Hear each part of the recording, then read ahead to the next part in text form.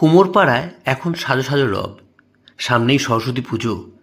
প্রত্যেকটা বাড়িতেই ঠাকুর তৈরি কাজ একদম ফুলদমে এগিয়ে চলেছে।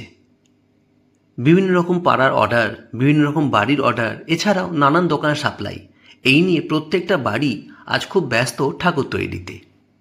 শুধু একটা বাড়ি বাদে, নবকুমার, যে নিজে এক স্বনামধন্য মৃৎশিল্পী, কিন্তু এবছর সে আর কোনো ঠাকুর তৈরি করতে পারেনি।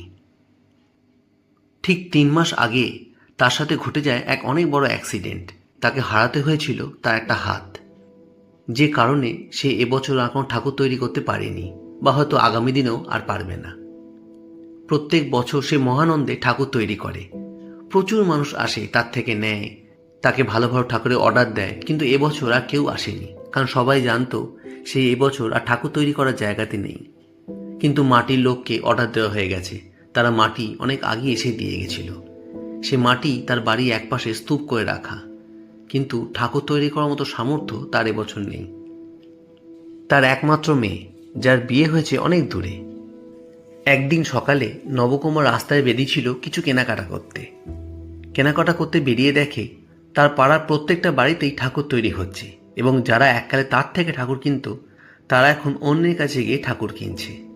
সে সেটা দেখে মনের দিক থেকে খুব ভেঙে পড়ে এবং সে বাড়ি ফিরে আসে।